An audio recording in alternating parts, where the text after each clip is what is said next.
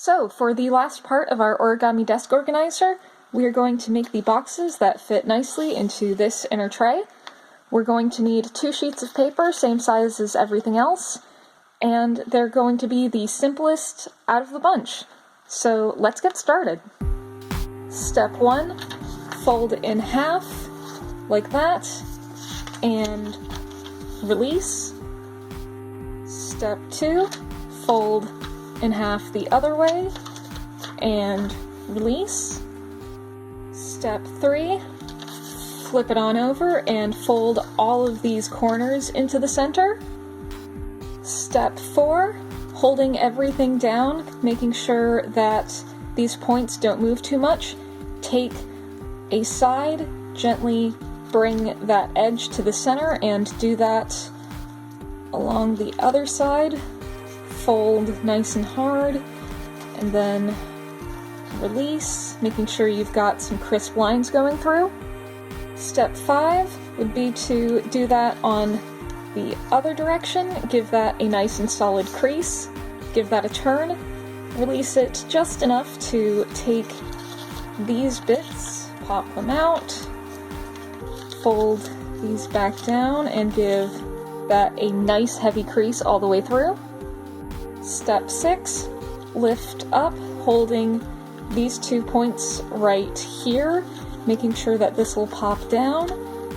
Start bringing them together. It will open on its own. Then turn so you can grab this, tuck it down and around. You can lay flat, lay your thumbs into it to crease it properly so it holds. Turn it around, do it on the other side, and straightening all that out, you've got yourself a very nice, very handy box. To do these smaller ones and keep them proportional, grab another sheet the same size, repeat the 1 and 2 folds down the centers, and make them sharp. Repeat those folds a lot until you can feel the paper weakening, and then you can gently tear them apart. You will have 4 nice, perfect squares by the end of that, and depending on how many little extra bins you want in your organizer, you only really need 2, but it will fit up to 4 of the smaller ones.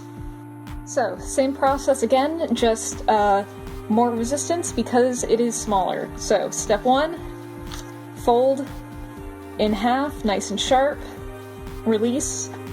Step 2, fold, nice and sharp, release.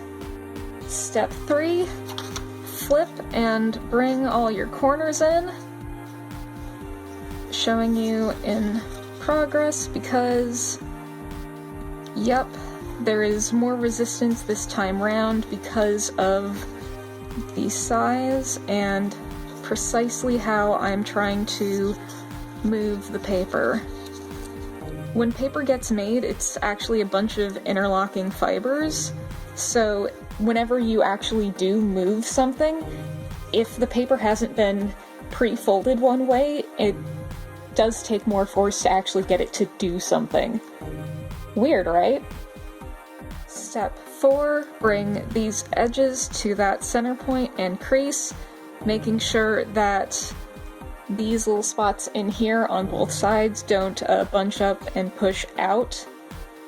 Step 5, we release for, bring these ones in, get that nice and settled before opening up. Popping these ones down, giving that a nice press. Step 6, holding it at these 2 points and popping that open and doing the wraparound. And then you go pinch, pinch, pinch, pinch, pinch, making sure that this stays down and flat and actually holds itself open. Repeat on the other side, pinch, pinch, pinch, pinch, pinch. And there you go. You have a small box. And then you can take the rest of the sheets from the original big one that you had and make as many as you would like to have in that main bottom tray there. I'm going to make one more because I like having my larger box in that bottom tray and then two on the sides and then some extra space for longer things, and then we'll just put everything in there.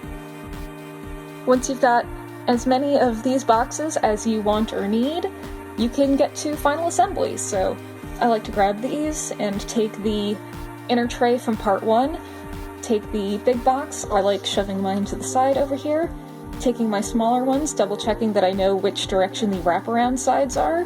So I've got one with the sides on the vertical axis, and then one with the sides on the horizontal, just so I don't have a ton of paper just bunching up in one single direction.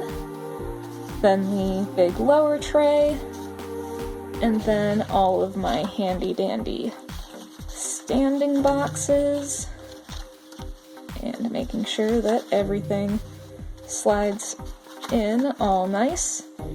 And there we are, completely set, completely finished. You can make this with just about anything. I would recommend cardstock if you want it to last, though that's going to take a bit of practice to get used to because of how thick cardstock is. But there you go.